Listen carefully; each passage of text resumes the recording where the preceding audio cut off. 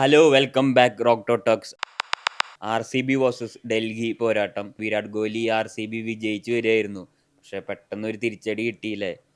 Starting നല്ല ഇത് തന്നെയായിരുന്നു അല്ലേ. ബാറ്റിംഗ് കണ്ടപ്പോൾ ഒരു 200 മേലെയൊക്കെ പോകുമെന്ന് വിചാരിച്ച കളി പെട്ടെന്ന് അങ്ങോട്ട് തകിടം മറിഞ്ഞു. പിന്നെ അങ്ങോട്ട് വഴിക്ക് വിക്കറ്റുകൾ പോയി. പിന്നെ അങ്ങോട്ട് ലോ സ്കോറിൽ 170 അടുത്ത് മാത്രമേ എത്താൻ പറ്റുള്ളൂ അല്ലേ. അതെ, എനിക്ക് ഇപ്പൊ ആർ സി ബി ഹോം ഗ്രൗണ്ടിലാണ്. ഹോം ഗ്രൗണ്ടിൽ ആർ സി ബി തോൽക്കുകയാണ്. എന്താണെന്നറിയില്ല, അതിന് മാത്രം ഇപ്പോഴൊരു മാറ്റം വന്നിട്ടില്ല. എന്തായാലും അത്ര ഒരു നിരാശ വരേണ്ട കാര്യമില്ല. കാരണം എന്താണെന്ന് വെച്ച് കഴിഞ്ഞാൽ ആർ സി ബിയുടെ ബോളിങ് ഇന്നലെ വളരെ മികച്ച ബോളിംഗ് ആയിരുന്നു. അത് നമ്മുടെ അടുത്ത് പറയണം. കാരണം ഒരു 167 റൺസ് ചിന്നസ്വാമിയിൽ ഒരു ടാർഗറ്റ് കൊടുക്കുമ്പോൾ, പഴയ ആർ സി ബി ആണെങ്കിൽ നമുക്കറിയാം അതൊരു 10-13 ഓവറിലൊക്കെ ചിലപ്പോൾ കളി കഴിഞ്ഞിട്ടുണ്ടാവും. പക്ഷെ ഇന്നലെ ഗംഭീരമായിട്ടാണ് ആർ സി ബി മറ്റേ ഭുവനേശ്വർ കുമാറിനൊക്കെ സ്പെല്ല് എടുത്ത് വരണം. ആദ്യത്തെ 3 വിക്കറ്റ് പെട്ടെന്ന് പോയി. ഞാൻ വിചാരിച്ചു കളി ആർ സി ബി തന്നെ എടുക്കുമെന്ന്. കളി തിരിയും. നമ്മൾ ആ ഒരു കോൺഫിഡൻസ് ഇന്നലെ നമുക്ക് ഈ സ്കോർ ഡിഫെൻഡ് ചെയ്യാം എന്നുള്ളൊരു തോന്നൽ പോലും പല ആർ സി ബി ഫാൻസിനും വന്നിട്ടുണ്ടാവും. എനിക്ക് തോന്നുന്നു മുൻപ് ഒരു സീസണുകളിൽ അത്തരത്തിലുള്ള ഒരു കോൺഫിഡൻസ് ഒരു ആർ സി ബി ഫാനിന് വരാൻ ചാൻസ് ഇല്ല അവരുടെ ബോളിംഗ് യൂണിറ്റിനെ വെച്ചിട്ട്. പക്ഷേ ഈ ഒരു സീസൺ പ്രത്യേകിച്ച് സുയാഷ് ശർമ്മയും അതുപോലെ കൃണാൽ പാണ്ഡ്യയൊക്കെ മിഡിൽ ഓവേഴ്സിൽ വരുന്ന ആ ഒരു സ്പെല്ല്, അല്ലെങ്കിൽ ഓപ്പണിങ്ങിൽ ഭുവനേശ്വർ കുമാർ കൊടുക്കുന്ന ആ ഒരു ബ്രേക്ക് ത്രൂ വിക്കറ്റ്സ്, അതൊക്കെ ഇപ്പോൾ ആർ സി ബിക്ക് ബോളിംഗ് ഭയങ്കരമായിട്ട് അവർക്കൊരു സ്ട്രെങ്ത് വന്നിട്ടുണ്ട്. ഇന്നലെ തന്നെ 58 റൺസ് എടുക്കുമ്പോഴേക്കും 4 വിക്കറ്റുകൾ പോവുകയാണ് 8 ഓവറിൽ. ഒരുപക്ഷെ കെ എൽ രാഹുലിനെ പോലെ അത്രയും എക്സ്പീരിയൻസ് ഉള്ള, അത്രയും ഒരു ടാലൻ്റ് ഉള്ള, അത്രയും അങ്ങനത്തെ ഒരു പ്ലെയർ അവിടെ നിൽക്കുന്നില്ലായിരുന്നെങ്കിൽ ഒരുപക്ഷെ ആർ സി ബി കളി ജയിക്കായിരുന്നു. ഇത് കെ എൽ രാഹുലാണ് നിൽക്കുന്നതുകൊണ്ട് മാത്രമാണ് ഇന്നലെ ഡൽഹി ആ ഒരു വിജയത്തിലോട്ട് എത്തി. സ്റ്റബ്സിനും കെ എൽ രാഹുലും കൂടി ഏകദേശം 100 റൺസിനുള്ളൊരു പാർട്ട്ണർഷിപ്പ് ഉണ്ടാക്കിയിട്ട് കളി ജയിക്കുകയായിരുന്നു. ഒരുപക്ഷെ കെ എൽ രാഹുൽ അവിടെ ഇല്ലായിരുന്നെങ്കിൽ, ആ സ്ഥാനത്ത് വേറെ ഏതെങ്കിലും ബാറ്റർ ആയിരുന്നെങ്കിൽ ഒരുപക്ഷെ ആർ സി ബി കളി ജയിക്കുമായിരുന്നു. അപ്പോൾ ഇന്നലെ തന്നെ ഒരു നിർഭാഗ്യം കൂടി ആർ സി ബിക്ക് ഉണ്ടായിരുന്നു. കാരണം തുടക്കത്തിൽ നമ്മൾ first batting R C B ചെയ്യുകയാണ്. നമുക്കൊന്ന് ആദ്യത്തെ 3 ഓവറിൽ 60 റൺസ് വന്നു. അതും ഫിൽ സാൾട്ടിൻ്റെ ഗംഭീര അറ്റാക്കിംഗ് പ്ലേ. ഒരുപക്ഷെ നിർഭാഗ്യവശാൽ അദ്ദേഹം റൺഔട്ട് ആയില്ലായിരുന്നെങ്കിൽ ഒരുപക്ഷെ ആ ഒരു സ്കോർ 200-200. പക്ഷെ അത് നിർഭാഗ്യവശാൽ എന്ന് വാക്ക് ഞാൻ അല്ല, യോജിക്കില്ല. നിർഭാഗ്യവശാൽ അല്ലെങ്കിൽ കെ എൽ രാഹുലിനൊന്ന് ഔട്ടാക്കിയെങ്കിൽ ആ കളി കഴിഞ്ഞ തന്നെ കിട്ടിയെന്നെ. അല്ല, അത് അവിടെ അത് സ്ലിപ്പായില്ല. അദ്ദേഹം അവിടെ സ്ലിപ്പായി വീണോണ്ടാണ്. അല്ലെങ്കിൽ ആ ആള് റൺഔട്ട് നോക്കാതെ പോയതാണല്ലോ ഓടാൻ തുടങ്ങിയത്. സ്ലിപ്പായി വിരാട് കോഹ്ലി സേഫ് ആക്കി. ഞാൻ safe ആണ്. ആ സ്ലിപ്പായി വീണില്ലായിരുന്നു ഒരുപക്ഷെ റൺഔട്ട് ഉണ്ടാവില്ല. അപ്പൊ ഒരുപക്ഷെ ആ ഒരു മൊമെന്റ് അവർ കീപ്പ് ചെയ്ത് പോയാണ്. ഇതിപ്പോ സാൾട്ട് ഔട്ടാകും, അപ്പൊ തന്നെ ദേവദത്ത് പടിക്കൽ ഔട്ടാവുന്നു. അപ്പൊ എനിക്ക് പിന്നെ എടുത്തു പറയാൻ ഡൽഹിയുടെ ബോളിംഗ് ആണ്. ഡൽഹിയുടെ സ്പിന്നേഴ്സ് ഇന്നലെ കുൽദീപ് യാദവ് ആയാലും അതുപോലെ വിപ്രാജ്, അവരുടെ ഈ സീസണിലെ ഒരു കണ്ടെത്തൽ എന്ന് പറയാം.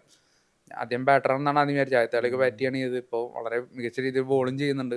അപ്പോൾ അവർക്കൊരു ഈ സീസണിൽ ഒരു അൺക്യാപ്ഡ് ഒരു അസറ്റ് തന്നെ ആയിരിക്കും അദ്ദേഹം. അപ്പോൾ മിഡിൽ ഓവേഴ്സിന് നല്ല രീതിക്ക് 12 വിക്കറ്റ്സ് എടുക്കുന്നു. എനിക്കൊന്ന് അക്സർ പട്ടേലാണ് ഇന്നലെ കുറച്ച് എക്സ്പെൻസീവ് ആയത്. അക്സർ പട്ടേൽ സ്റ്റാർക്കിനെ പോലത്തെ എക്സ്പീരിയൻസ്ഡ് ബോളേഴ്സാണ്. അപ്പോൾ ടിം ഡേവിഡിന്റെ അവസാനത്തെ ഒരു എന്താണ് ഒരു ഓവറിലെ വെടിക്കെട്ട് ഇല്ലായിരുന്നെങ്കിൽ ഒരു പക്ഷേ 140 താഴെ ആർ സി ബി ഒതുങ്ങിയാണ്. സ്റ്റിൽ ആ ഒരു ലോ സ്കോർ പോലെ അവർ നന്നായി ഡിഫെൻഡ് ചെയ്യാൻ ട്രൈ ചെയ്തിട്ടുണ്ട്.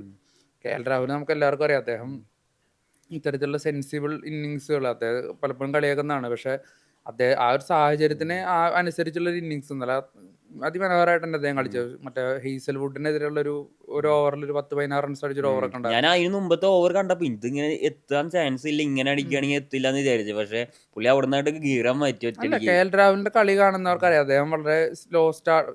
ആക്ച്വലി അങ്ങനെ ആയിരുന്നില്ല കെ എൽ രാഹുലിന്റെ സ്റ്റൈൽ ഓഫ് പ്ലേ ഒന്നും അങ്ങനെ ആയിരുന്നില്ല. പക്ഷെ പിന്നീട് പഞ്ചാബിലൊക്കെ എത്തി അവിടെ വേറെ ആരുടെയും സപ്പോർട്ട് ഇല്ലാത്തതുകൊണ്ട് ഒരു സ്ലോ സ്റ്റാർട്ട് ആവേണ്ടി വന്നതാണ്.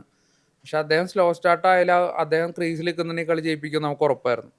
അപ്പം ഇന്നലെ തന്നെ അതുപോലെ സ്ലോ സ്റ്റാർട്ടായിരുന്നു. അത് ആ ഒരു സിറ്റുവേഷനിൽ അങ്ങനെ ചെയ്യാൻ പറ്റുള്ളൂ. പിന്നെ പതിയെ കത്തി കയറി ലാസ്റ്റ് എല്ലാം ഫിനിഷ് ചെയ്യുന്ന സെലിബ്രേഷനൊക്കെ ഉണ്ടായിരുന്നു. ചിന്നസ്വാമി ഗ്രൗണ്ടിൽ ഇപ്പോഴും പണ്ട് R C B former R C B player ആണ്. അപ്പോൾ ഇപ്പോഴും തൻ്റെ ഹോം ഗ്രൗണ്ട് അത് തന്നെയാണ്.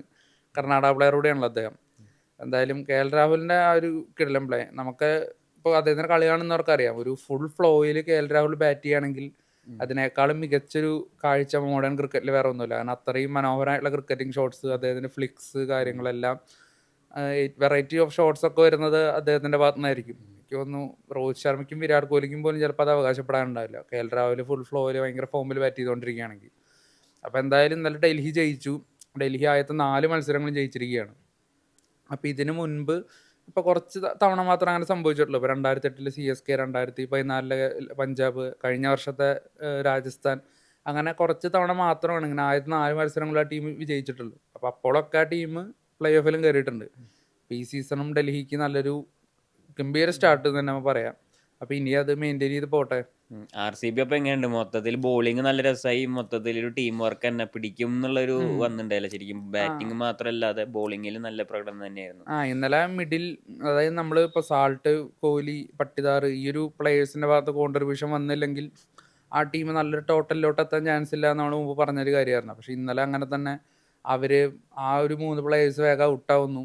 അപ്പോൾ ലിവിങ്സ്റ്റൺ ആയാലും അല്ലെങ്കിൽ ജിതേഷ് ആയാലും, അപ്പോൾ ഇവരൊന്നും ഒരു കാര്യമായിട്ടൊരു ഔട്ട്പുട്ട് കൊടുത്തിട്ടില്ല. അപ്പോൾ അതുകൊണ്ടായിരിക്കണം ആ ടീം അത്ര ഒരു സ്കോറിൽ ഒതുങ്ങിയത്.